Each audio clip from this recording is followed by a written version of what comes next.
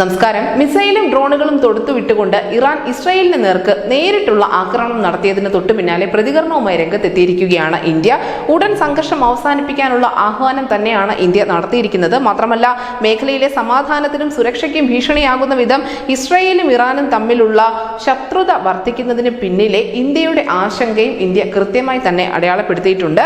എന്തായാലും ഇറാനും ഇസ്രായേലും തമ്മിലുള്ള പോരാട്ടം കനക്കുന്നതിനിടയിൽ വിദേശകാര്യ മന്ത്രാലയം എല്ലാ ഇന്ത്യൻ പൗരന്മാരോടും ഇനി ഒരു അറിയിപ്പുണ്ടാകുന്നതുവരെ ഈ രണ്ട് രാജ്യങ്ങളിലേക്കുമുള്ള സന്ദർശനം നിർത്തിവെക്കണമെന്നുള്ള കർശനമായ നിർദ്ദേശം നൽകിയിട്ടുണ്ട്. മാത്രമല്ല, ഇന്ത്യക്കാർക്ക്, ഈ ഇറാനിലും ഇസ്രായേലിലുമുള്ള ഇന്ത്യക്കാർക്ക് ജാഗ്രതാ നിർദ്ദേശവും നൽകിയിട്ടുണ്ട്. എംബസിയിൽ രജിസ്റ്റർ ചെയ്യാത്തവർ അടിയന്തരമായി തന്നെ എംബസികളിലേക്ക് രജിസ്റ്റർ ചെയ്യണമെന്നും അറിയിച്ചിട്ടുണ്ട്. എന്തായാലും ഇറാനിൽ ഈ ഒരു ഉപദേശം പുറപ്പെടുവിച്ചതിന് തൊട്ടു പിന്നാലെ തന്നെ അതുമായി ബന്ധപ്പെട്ടുള്ള എല്ലാ വിവരങ്ങളും എക്സ് പ്ലാറ്റ്ഫോമിലൂടെ അവിടുത്തെ ഇന്ത്യൻ എംബസി പങ്കുവച്ചിട്ടുണ്ട്. ഇറാനിൽ ഒരു മെയിൽ ID തന്നിട്ടുണ്ട് അവിടെയുള്ള ഇന്ത്യക്കാർക്ക് ഉപകരിക്കുന്ന വിധത്തിൽ. അത് cons.tehran@ma.gov.in എന്നുള്ള മെയിൽ ID ആണ്. മാത്രമല്ല, കോൺടാക്ട് നമ്പർ കൂടി തന്നിട്ടുണ്ട്. ആ കോൺടാക്ട് നമ്പർ എന്ന് പറയുന്നത് 982188751035 എന്നുള്ള കോൺടാക്ട് നമ്പറാണ്.